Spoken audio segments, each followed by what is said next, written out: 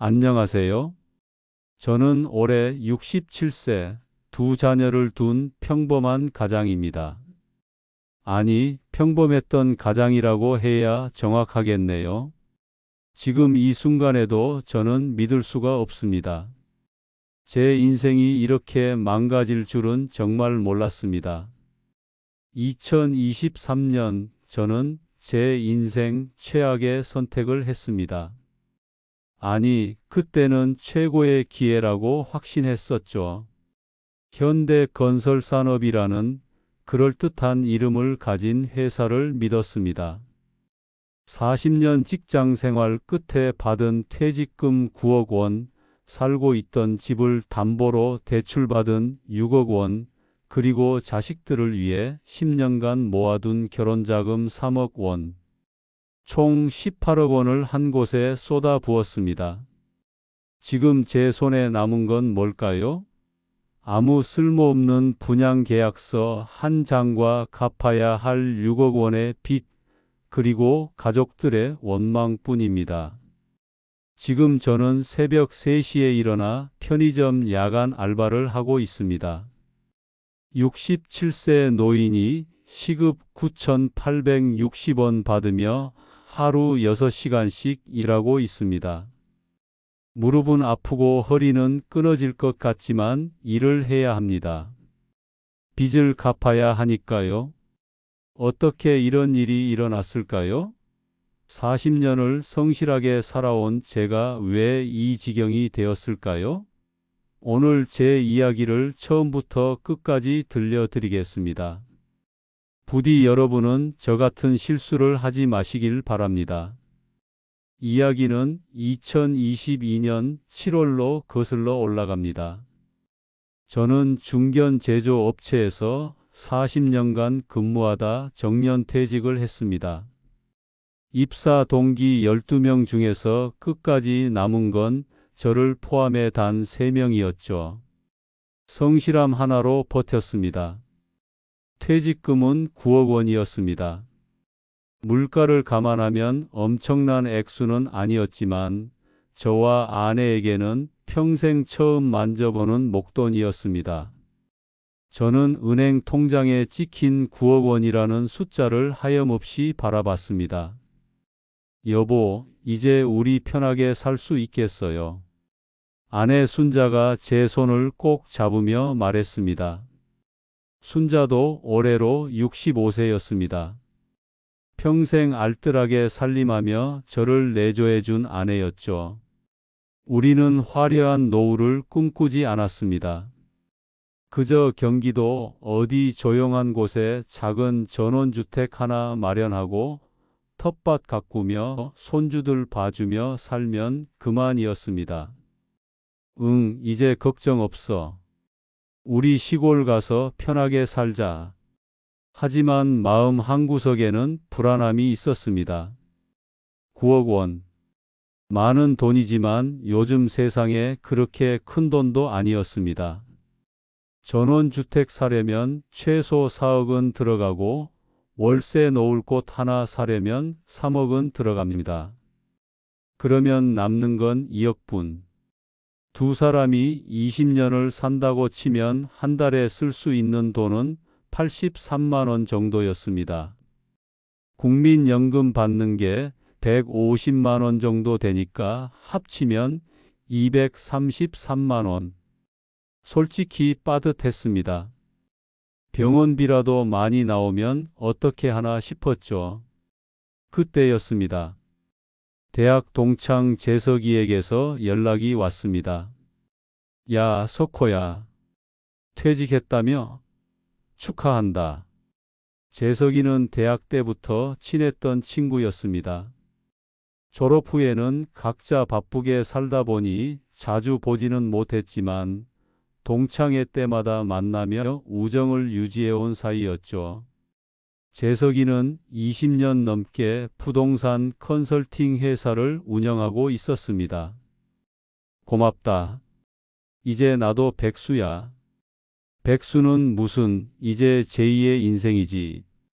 그나저나 퇴직금 좀 받았을 텐데 그거 어떻게 할 거야? 글쎄, 시골에 집 하나 사고 조용히 살 생각이야. 야, 그게 무슨 말도 안 되는 소리야. 요즘 같은 세상에 그렇게 했다간 노후자금 금방 바닥나. 자산을 굴려야지. 재석이는 진지한 목소리로 말했습니다. 그의 말이 제 불안을 정확히 건드렸습니다. 맞습니다. 9억을 그냥 쓰기만 하면 얼마 못 가 바닥이 날 게 뻔했죠. 자산을 굴린다는 게 뭐? 주식 같은 거? 아니, 주식은 위험해. 요즘 주식시장 봐. 하루아침에 반토막 나잖아. 내가 말하는 건 안전한 부동산 투자야. 부동산. 저는 부동산에 대해 잘 몰랐습니다. 평생 월세, 전세 살다가 40대 중반에 겨우 아파트 하나 장만한 게 전부였으니까요. 투자라는 건 해본 적이 없었습니다. 부동산도 요즘 떨어지지 않나? 일반 아파트는 그래. 근데 개발 프로젝트는 달라. 특히 정부 지원받는 신도시 프로젝트는 100% 수익이 보장돼. 내가 20년 넘게 이 바닥에 있었는데 확실한 거 하나 소개해 줄게. 글쎄, 야, 우리 몇 년 친구인데 내가 너한테 이상한 거 소개하겠어? 다음 주에 한번 만나자. 자료 보여줄게. 저는 고민 끝에 만나기로 했습니다. 그게 모든 비극의 시작이었습니다. 2022년 9월 중순, 저는 재석이가 운영하는 사무실로 갔습니다. 강남역 근처 깔끔한 빌딩 5층에 위치한 사무실이었죠. 신한부동산 컨설팅이라는 간판이 붙어 있었고, 내부는 제법 그럴듯하게 꾸며져 있었습니다. 어서 와. 앉아봐. 재석이는 저를 회의실로 안내했습니다.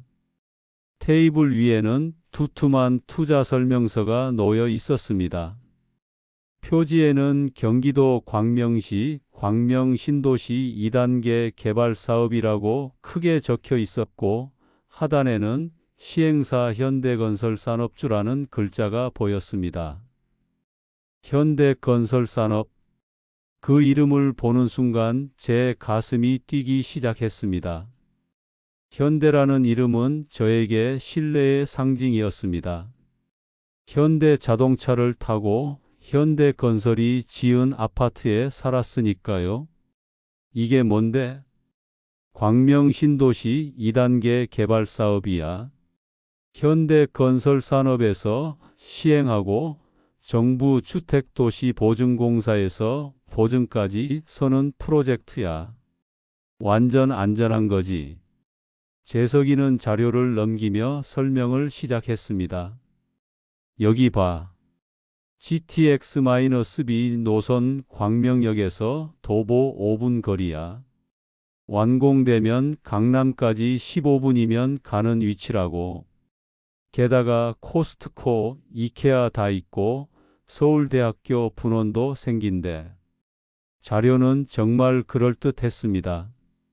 촉감도, 교통망, 예상 시세까지 상세하게 나와 있었죠.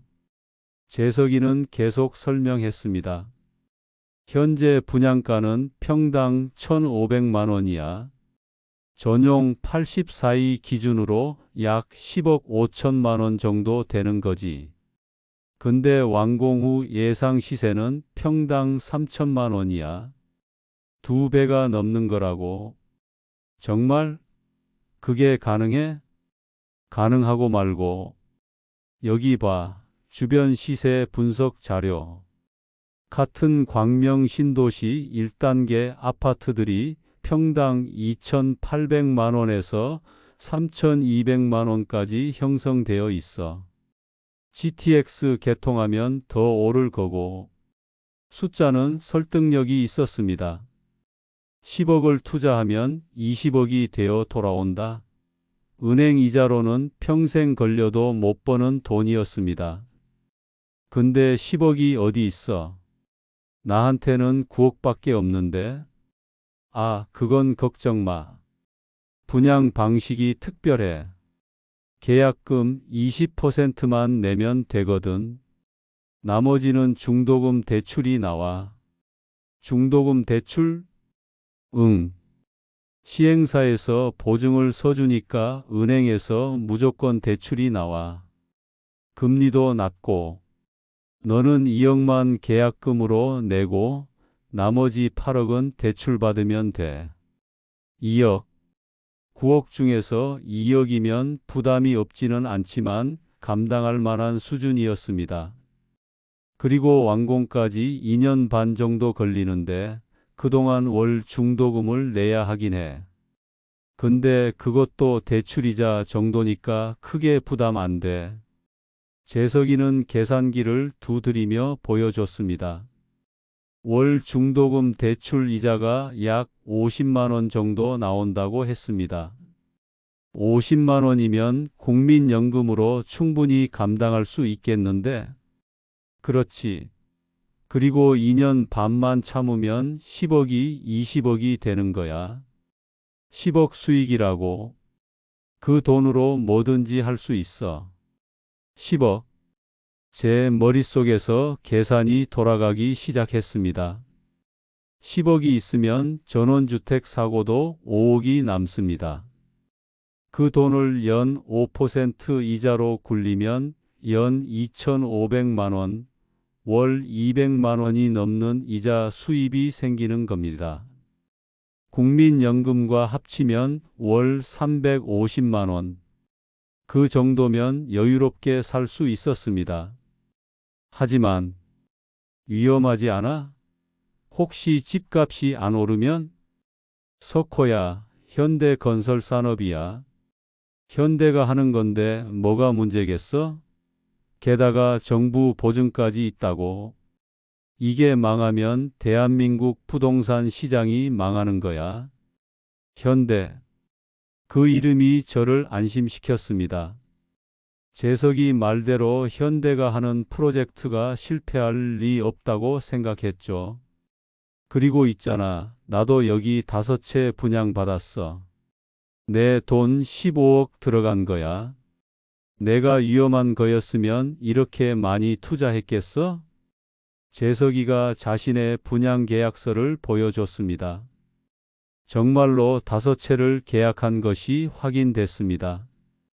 이 정도면 믿을 만하다는 생각이 들었습니다. 생각해봐. 너처럼 고민하다가 기회를 놓치는 사람들 많아. 이건 선착순이야. 이미 70%가 분양됐고 남은 30%도 이달 말이면 마감돼. 선착순이라는 말에 마음이 조급해졌습니다. 알았어. 일단 집에 가서 아내랑 상의해 볼게. 그래, 근데 너무 오래 고민하지 마. 이번 주 안에 결정해야 해. 집으로 돌아와 아내 순자에게 이야기했습니다. 여보, 재석이가 좋은 투자처를 소개해 줬어. 무슨 투자? 광명 신도시 아파트 분양이야. 현대건설산업에서 하는 건데 2년 반만 기다리면 2배가 된대. 2배요? 그게 말이 돼요? 재석이가 자료도 다 보여줬어. 확실한 거래. 재석이도 15억이나 투자했대. 하지만 순자는 걱정스러운 표정이었습니다. 여보, 우리가 부동산 투자 같은 거 해봤어요? 위험한 거 아니에요? 위험하긴. 현대가 하는 건데. 게다가 정부 보증도 있대. 그래도 퇴직금 전부를 거는 건 너무 위험한 것 같아요. 순자의 말이 맞았습니다. 하지만 저는 이미 욕심이 생긴 상태였습니다. 전부 거는 게 아니야. 2억만 계약금으로 내면 돼. 나머지는 우리가 쓰면 되고. 2억이요? 그것도 적은 돈이 아닌데. 여보, 이 기회를 놓치면 평생 후회할 것 같아. 재석이가 이번 주까지만 기다려준대. 결국 며칠간의 설득 끝에 순자는 동의했습니다. 알았어요. 당신이 그렇게까지 말하면. 근데 정말 확실한 거죠? 첫 투자 후 2달이 지났습니다. 2022년 11월 말 재석이에게서 전화가 왔습니다. 석호야, 대박 소식이야. 무슨 일인데 그래? 분양가가 벌써 올랐어. 지금 시세가 평당 1,800만 원이래. 20% 상승한 거야. 정말? 진짜야. 이미 프리미엄 시장이 형성됐어. 너 지금 계약 넘기면 3억은 바로 손에 쥘 수 있어. 20% 상승. 단 2달 만에 10억 5천이 12억 6천이 된 겁니다. 2억 1천만 원의 수익이었습니다. 은행 금리로 따지면 10년치 이자를 2달 만에 번 것이었습니다. 미쳤다. 그치? 내 말이 맞았지? 근데 석호야, 지금 팔면 안 돼. 더 오를 거야. 완공되면 최소 2배는 가. 재석이 말이 맞았습니다. 지금 팔면 바보였죠. 2년만 더 기다리면 10억 수익을 볼 수 있는데 말입니다. 하지만 동시에 다른 생각이 들었습니다. 2억만 넣고 이렇게 벌었는데 더 많이 넣었으면 얼마나 벌었을까? 만약 4억을 넣었으면 4억을 벌었을 것입니다. 만약 6억을 넣었으면 6억을 벌었을 것입니다. 아쉬움이 밀려왔습니다. 재석아, 혹시 지금도 분양 가능해? 응? 1차 분양은 마감됐어. 근데 왜? 추가로 투자하고 싶어서. 오, 진짜? 잠깐만 확인해 볼게. 재석이는 며칠 후 다시 연락을 해왔습니다. 석호야, 2차 분양 나왔어. 정말? 응. 이번엔 더 좋은 위치야. GTX역 바로 앞 노열층이야. 근데 가격이 좀 세. 평당 1,800만 원이야. 1,800만 원. 1차보다 300만 원 비쌌습니다. 84위 기준으로 약 12억 6천만 원이었습니다. 계약금은 역시 20%? 응, 2억 5천이면 돼. 2억 5천. 제게 남은 돈은 7억이었습니다. 2억 5천은 충분히 감당할 수 있는 금액이었습니다. 근데 석호야, 솔직히 말하면 한 채만 하기엔 아까워. 무슨 소리야? 이건 진짜 황금 구역이야. 완공되면 평당 4천만 원은 갈 거야. 지금 투자하면 120% 수익이야. 120% 수익. 12억을 넣으면 27억이 된다는 계산이었습니다. 15억의 수익. 2채 하면 어때? 25억 투자해서 60억 만드는 거야. 35억 수익이라고. 25억. 제게는 없는 돈이었습니다. 난 7억밖에 없는데. 그래서 내가 방법을 생각했어. 집 담보대출 받으면 되잖아. 집을? 응. 너희 아파트 시세가 8억 정도 되잖아. LTV 70%면 5억 6천 정도는 나와. 7억이랑 합치면 12억 6천이 되는 거지. 딱 한 채 더 분양받을 수 있어. 집을 담보로. 그 말에 저는 망설였습니다. 살고 있는 집을 걸다니 위험한 일이었습니다. 석호야, 걱정하는 거 알아. 근데 생각해봐. 2년 반만 참으면 되는 거야. 그리고 이건 현대가 하는 거라고. 100% 안전한 거야.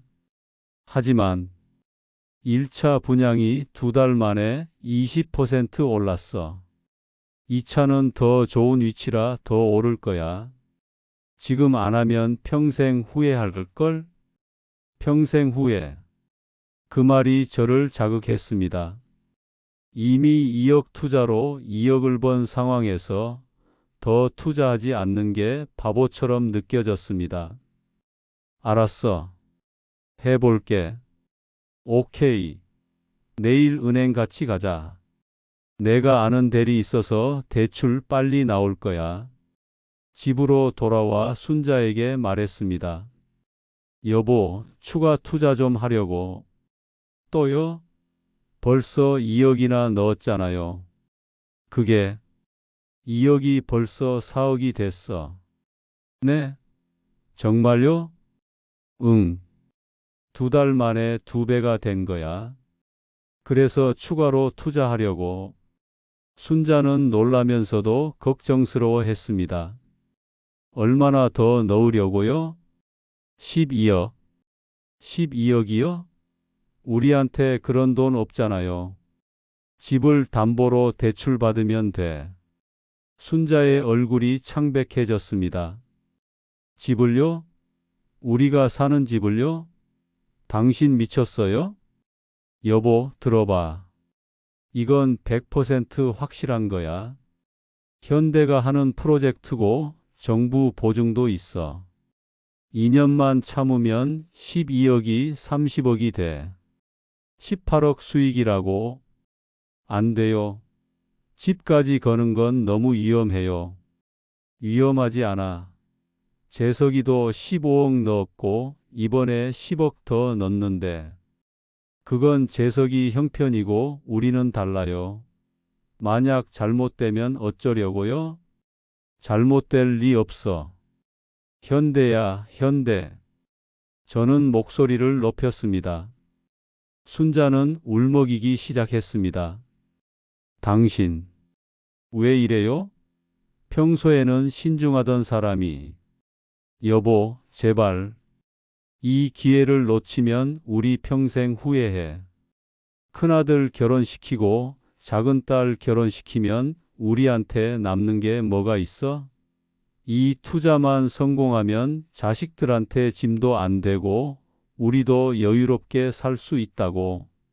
며칠간의 실랑이 끝에 순자는 결국 동의했습니다. 하지만 도장을 찍을 때 순자의 손은 떨리고 있었습니다. 당신, 정말 확실한 거죠? 우리 평생 모은 돈이고 집까지 거는 건데. 확실해. 걱정 마. 2023년 1월 저는 집을 담보로 5억 6천만 원을 대출받았습니다. 그리고 남은 돈 7억과 합쳐 2차 분양 계약을 체결했습니다. 계약금 12억 6천만 원 중 2억 5천만 원을 입금했습니다. 이제 총 투자액은 22억 원. 실제 현금 투자액은 4억 5천만 원이었지만 중도금 대출을 합치면 22억이 묶인 상황이었습니다. 2023년 3월 놀라운 일이 일어났습니다. 재석이에게서 또 전화가 왔습니다. 석호야, 3차 분양 나왔어. 또? 응. 이번엔 정말 마지막이래. 펜트하우스급 프리미엄층이야. 저는 이미 22억이나 묶여 있는 상황이었습니다. 더 이상 투자할 여력이 없었죠. 난 됐어.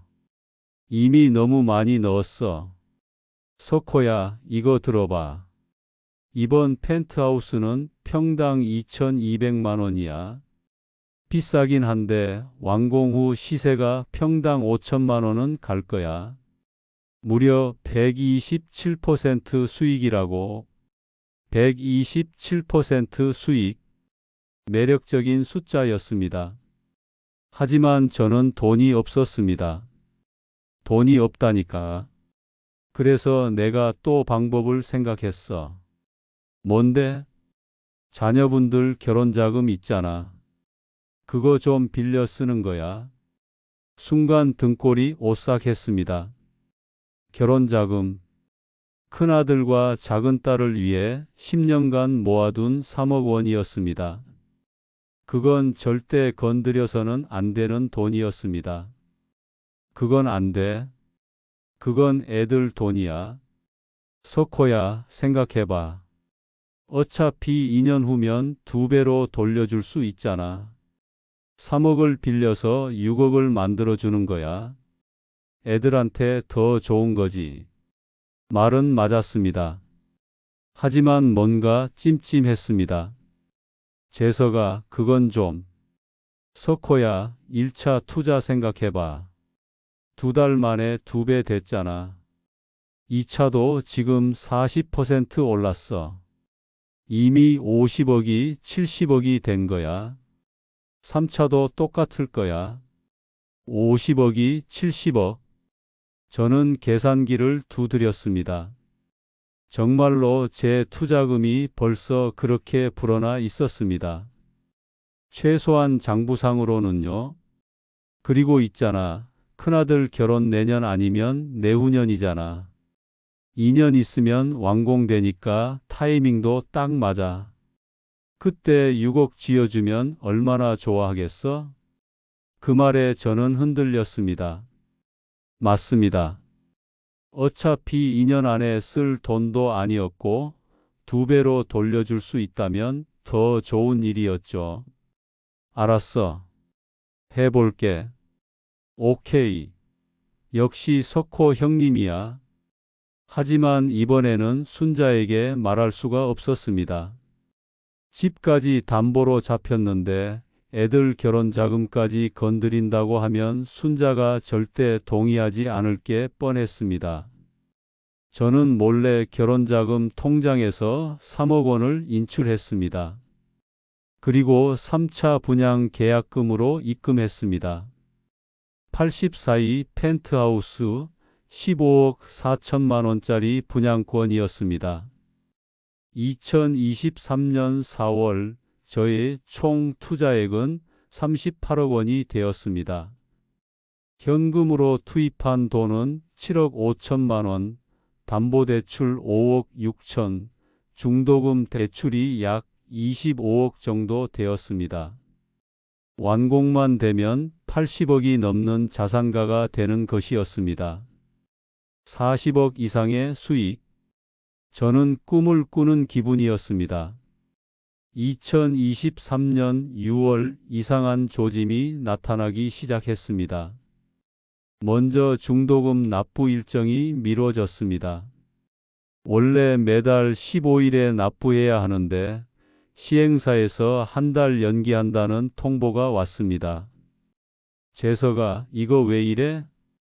아, 그거 행정 절차 때문이래. 인허가 문제라고.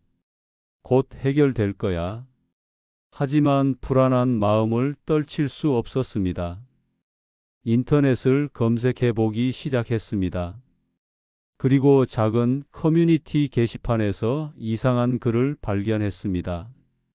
광명 신도시 현대건설산업 프로젝트 이상함. 현장에 가봤는데 공사가 거의 안 되고 있음. 댓글들도 심상치 않았습니다. 저도 투자했는데 불안하네요. 시행사 연락이 안 돼요.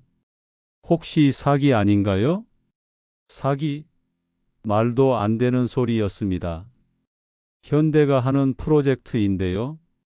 저는 그 글을 무시했습니다. 그저 불안한 사람들의 기우라고 생각했죠. 하지만 7월이 되자 더 이상 무시할 수 없는 일이 벌어졌습니다. 중도금 납부가 또 연기되었고 이번에는 2개월 연기였습니다. 재석아, 이거 뭔가 이상해. 공사 현장에 직접 가보고 싶은데. 석호야, 괜히 불안해하지 마. 내가 시행사에 확인해 봤는데 자재 수급 문제 때문이래. 요즘 건설자재 가격이 엄청 올라서 그렇대. 그래도 석호야, 나 믿지? 내가 15억 아니 25억 넣었어. 내가 사기당할 것 같으면 진작에 빠졌겠지. 재석이 말에 저는 다시 안심했습니다. 하지만 마음 한구석은 여전히 불편했습니다. 8월 중순 순자가 통장을 확인하다가 알아차렸습니다. 여보, 결혼자금 통장에 왜 돈이 없어요? 응? 3억이 있었는데 지금 잔액이 0이에요. 이게 무슨 일이에요? 순간 머릿속이 하얘졌습니다. 숨길 수가 없었습니다. 그게 투자를 좀 더 했어. 뭐라고요? 애들 결혼 자금을요? 순자의 얼굴이 일그러졌습니다. 미쳤어요? 정말 미쳤어요? 집까지 담보 잡았는데 애들 돈까지 건드렸어요? 여보, 들어봐. 2년 후면. 2년 후요? 지금 중도금도 제대로 안 나온다면서요. 인터넷에 사기라는 소문 다 돌던데요. 순자도 알고 있었습니다. 저보다 먼저 불안함을 느끼고 있었던 것이었습니다. 사기 아니야. 현대가 하는 건데. 현대요? 내가 확인해 봤어요. 현대건설산업이 현대그룹이랑 아무 관계도 없대요. 뭐? 현대그룹은 현대건설이에요. 현대건설산업은 전혀 다른 회사라고요. 저는 그제야 인터넷으로 검색을 해봤습니다. 그리고 충격적인 사실을 알게 되었습니다. 현대건설산업주는 현대그룹과 전혀 관계없는 회사였습니다. 단지 현대라는 이름을 사용한 것뿐이었죠. 법적으로는 상호 등록이 가능했지만 소비자를 기만하기 위한 의도적인 장명이었습니다. 이럴 수가. 제 손이 떨렸습니다. 제가 믿었던 현대는 환상이었습니다. 당신이 그렇게 신중하지 않던 사람이 왜 이렇게 됐어요? 왜요? 순자는 울먹이며 소리쳤습니다. 저는 아무 대답도 할 수 없었습니다.